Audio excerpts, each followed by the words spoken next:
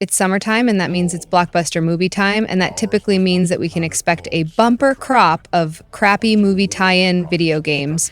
Transformers: Revenge of the Fallen is a perfect example. Let's hope that this is the worst of the batch, because it's difficult to imagine what could possible beat it. Feel free to use your imagination, and then use it again in honor of all of developers that didn't use their imaginations to create this game. Having seen the original live-action Transformers movie last year, it's staggering to realize that virtually any cartoon episode has a more involved storyline. I'm positive I won't be seeing this movie, but based on the game, and the game is apparently based on the movie, I would expect more of a plot in the instructions to making instant coffee. And this is coming from an overgrown kid that loves giant robots. The fate of the world is in your hands, or feet, or wings, or jets, or missiles, or wheels, or whatever the hell else you use to move around and pummel your enemy with. You will play as both the Autobots and the Decepticons. There are 10 playable characters in all, including Bumblebee, Optimus, Starscream, and Megatron. This is definitely an all-star cast. For an action movie, it's too bad the gameplay for the video game is a tragedy. Technically, the game Flawed, and considering the developers played it safe with linear, redundant levels, that's inexcusable. It's little more than a mindless shooting gallery, and with an annoying isometric perspective that is typically reserved for RPGs. There are no dynamics. Despite the different playable characters with different attributes and weapons, they are almost identical in strengths and abilities, meaning they aren't very strong and they don't have many abilities. There is little else to do with the characters but trudge in the direction you're pointed in and try to shoot at everything that moves. The missions are weak, as are the other elements thrown in to try to break up the monotony, such as vehicle driving and boss battles. Missions range from guarding buildings to escorting and protecting civilians. Basically, they require that you shoot continuously, hold down the fire button, strafe, and continue until you just can't take it anymore. Technically, you will experience glitches, such as the Transformer failing to make contact with weapon and health power-up. The collision detection system doesn't always register commands. I had better luck picking things up when I stopped shooting for a few moments. Other commands, such as the character's movement and shooting direction, will display a mind of its own when the character is moving and shooting. The Transformers in your command lumber through the levels like a goalie in a swimming pool. They are so damn slow, it's so frustrating that you're likely to damage your analog stick as you push it hard in hopes of extracting some miracle burst of hidden speed. I suppose this slow movement is to give your character a sense of the Colossus, but all it does is negatively affect the gameplay since the enemies are faster. It also doesn't help there are overwhelming swarms of them. Just about every enemy or obstacle that you encounter requires a lot of firepower to destroy. You will be shooting and shooting and shooting while seemingly getting nowhere. During this time, the enemies and their turrets will be turning you into a cheese grater. Boss battles are less frustrating as you are only facing one opponent, but once again, there's little else required except for shooting. Some of the bosses have multiple target sections for you to make contact with. Hit all the targets and you're a winner. In some cases, the bosses won't even fire back. Some will even get stuck in the environment. In these instances, all you have to do is fight them hand to hand, a welcome alternative from shooting. When facing off against Demolisher, you will be forced to drive, not a welcome alternative from shooting because you'll still be shooting. The driving levels are basically broken. The collision detection will let you pass right through traffic. The vehicles are clunky and clumsy and not much faster than the You will experience the same flaws with the multiplayer mode. Co-op and head-to-head modes may appear to offer a ray of sunshine, but even being evenly matched with cumbersome, impotent robots does not make these modes any more fun. Graphically, the cutscenes are the only saving grace, but you could save yourself a lot of money and see the movie if that's all you're interested in. Overall, the game is not a visual feast. Environments are bland and largely non-interactive. The Transformers lack detail, especially when transforming.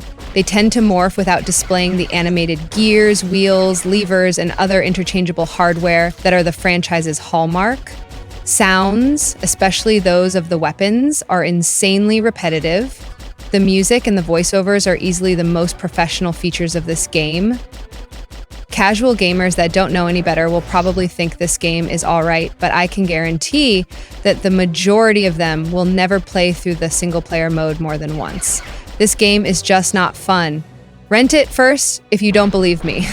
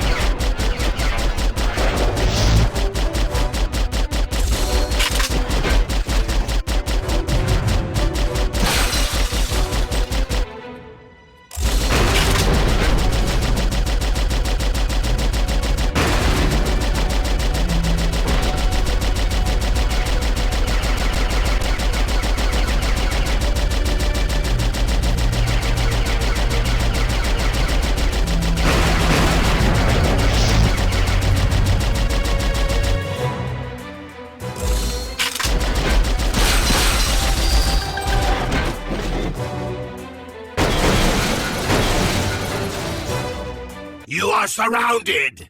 Bad day to be you!